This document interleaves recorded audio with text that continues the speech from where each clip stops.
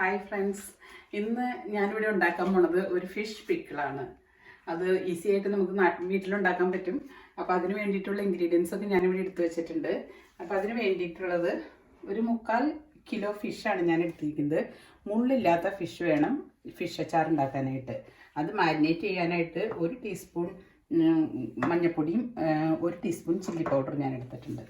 പിന്നെ നമുക്ക് ആവശ്യമുള്ളത് 3 ടേബിൾ സ്പൂൺ ചില്ലി പൗഡർ, ഉലുവ 1 table spoon, mustard seeds 1 table spoon, കായം 1 ടേബിൾ സ്പൂൺ, പിന്നെ 2-3 ഉണക്ക മുളക്, ഉപ്പ്, ഇഞ്ചി കുരുകുരുന്നരിഞ്ഞത്, ഗാർലിക് കുരുകുരുന്നരിഞ്ഞത്, പിന്നെ പച്ചമുളക് കുരുകുരുന്നരിഞ്ഞത്, കറിവേപ്പില. പിന്നെ നമുക്ക് ആവശ്യമുള്ളത് വിനെഗർ വേണം, എള്ളെണ്ണ. അതാണ് നമുക്ക് അച്ചാറിന് ടേസ്റ്റ് തരുന്ന എണ്ണ. അതില്ലെങ്കിൽ നമ്മൾക്ക് ഉള്ള എണ്ണ ഉപയോഗിക്കാൻ പറ്റും. ഈ മിക്സി ഞാനിവിടെ വെച്ചിരിക്കുന്നത് ഈ ഉലുവ പൊടിച്ചെടുക്കാനാണ്. ഉലുവ ഒന്ന് വറുത്തിട്ട് വേണം പൊടിച്ചെടുക്കാനായിട്ട്.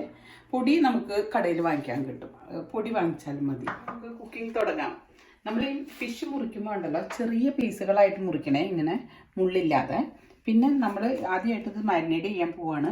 ഇതിലേക്ക് ഉപ്പ് ഓൾറെഡി ഞാൻ ഇട്ടു, 1 ടേബിൾ സ്പൂൺ ഉപ്പിട്ട് വെച്ചിട്ടുണ്ട്. അപ്പം നമ്മൾ മാരിനേറ്റ് ചെയ്തിട്ട് കുറച്ച് നേരം നമ്മൾ വെക്കുകയാണെന്നുണ്ടെങ്കിൽ അത് ചൂടി ടേസ്റ്റ് കിട്ടും. അതുകൊണ്ട് ഉപ്പ് ഞാൻ ഓൾറെഡി ഇട്ടു.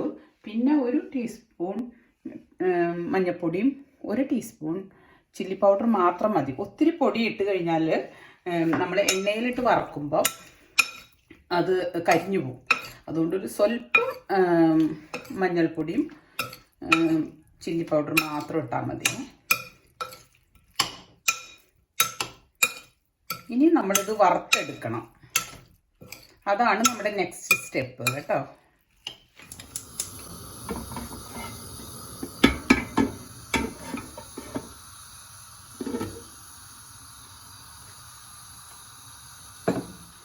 ചട്ടി ഒന്ന് ചൂടായ ചട്ടിയിലേക്ക് എണ്ണ ഒഴിക്കുക.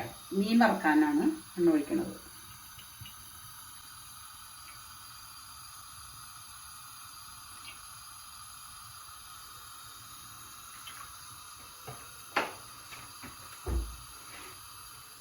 എണ്ണ ഇപ്പം നന്നായിട്ട് ചൂടായി, നന്നായിട്ട് ബോയിൽ ചെയ്യണം. അത് കഴിഞ്ഞിട്ടാണ് നമ്മൾ അതിലേക്ക് ഫിഷ് ഇടേണ്ടത്. ഈ ഫിഷ് നന്നായിട്ട് ബ്രൗൺ ആവുന്ന പോലെ വറുത്തെടുക്കണം. നന്നായിട്ട് വറക്കണം, എന്നാലും കാടാവണേ.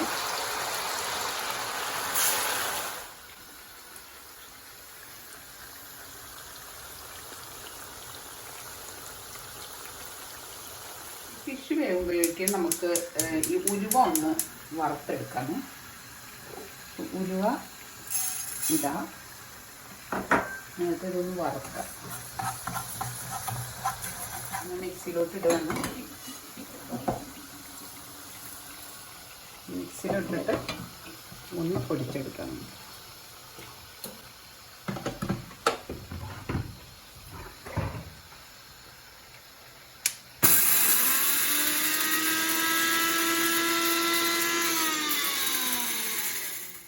നന്നായിട്ട് പൊടിഞ്ഞു. ഇനി നമുക്ക് ഈ പാത്രം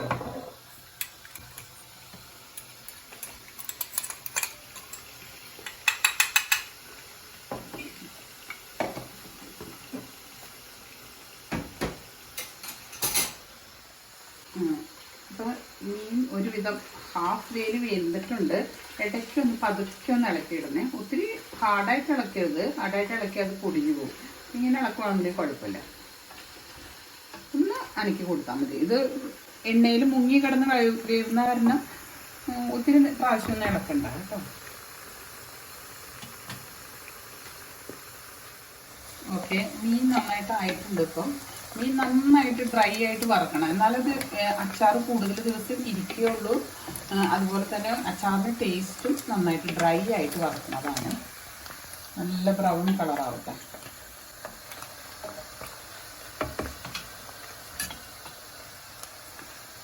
ഞാനിതിനെ കോരി കണ്ടോ, നന്നായിട്ട് ആയിട്ടുണ്ട്. ഇപ്പം ഞാൻ കോരി എടുക്കുവാണേ.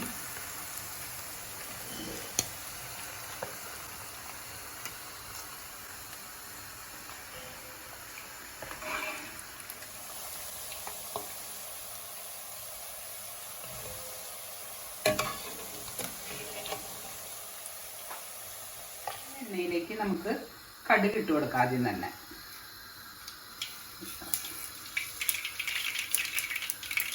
കടുക് ഇട്ട് കഴിഞ്ഞിട്ട് നമുക്ക് ഈ ഉണക്കമുളക് ഇടാം. അതിനുശേഷം കറിവേപ്പില,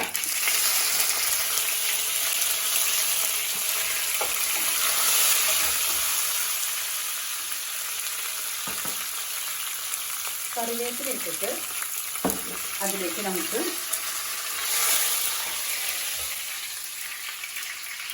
ഉലുവാപ്പൊടി, കായം.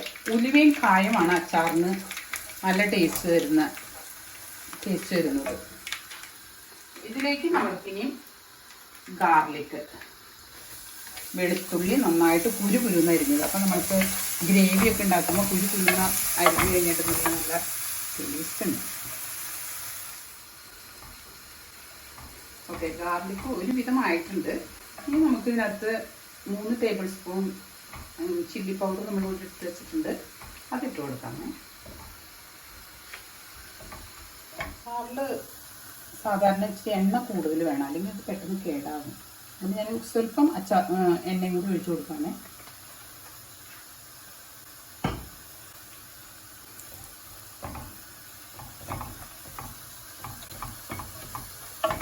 ഇത് ഒരുവിധമായിട്ടുണ്ട്. ഇനി ഇതിലേക്ക് ചെറുതാക്കി അരിഞ്ഞു വെച്ച ഇഞ്ചി ഇട്ട് കൊടുക്കുകയാണ്. ഇഞ്ചി, അത് 2 പീസ് ഇഞ്ചിയുണ്ട്. ഇനി ഇടേണ്ടത് ഒരു 15 പച്ചമുളക്. അത് നല്ല ടേസ്റ്റ് തരും. പച്ചമുളക് കൂടുതൽ ഇടുന്തോറും അച്ചാറിന് നല്ല ടേസ്റ്റ് ഉണ്ടാവും.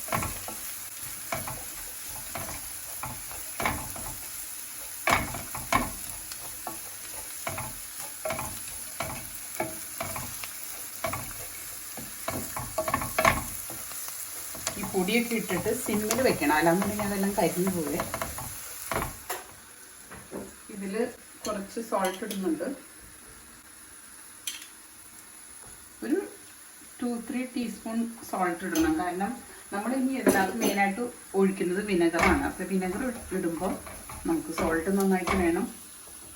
അതുകൊണ്ട് ഇനി ഞാൻ സോൾട്ട് ഇടും. അതിനകത്ത് സോൾട്ട് ഇട്ടു. ഇനി ഇതിനകത്തേക്ക് വിനെഗർ ഒഴിക്കുന്നു.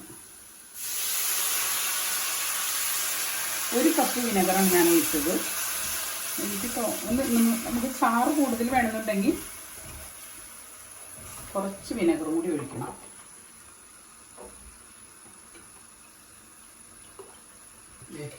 ഒന്നര കപ്പ് വിനെഗർ ഒഴിച്ചേക്കുന്നു കേട്ടോ.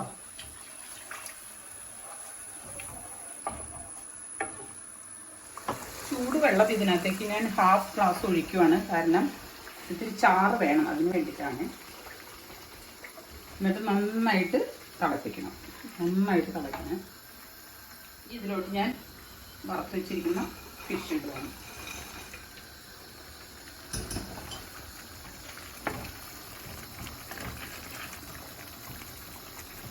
ഫിഷ് നന്നായിട്ട് ഫ്രൈ ആയതുകൊണ്ട്, ഡ്രൈ ആയതുകൊണ്ട് ഈ ഇതിൻ്റെ ചാറൊക്കെ ആ ഫിഷ് വലിച്ചെടുക്കും. അപ്പോൾ അതുകൊണ്ടാണ് ഞാൻ ഇത്തിരി വെള്ളം ഒഴിച്ചത്. ബോയിൽഡ് വാട്ടർ ഒഴിച്ചാലും അച്ചാർ കേടാവുന്നില്ല. നന്നായിട്ട് ചൂടായാൽ മതി. നല്ല ഫിഷ് അച്ചാർ റെഡി ആയിട്ടുണ്ട്. പിന്നെ ഇതൊരു പാത്രത്തിലേക്ക് മാറ്റാം. ഇത് ചൂടാറി കഴിഞ്ഞിട്ട് നമ്മൾക്കൊരു ടിന്നിലോട്ടാക്കാം. അപ്പം നമ്മുടെ ഫിഷ് പിക്കിൾ റെഡി.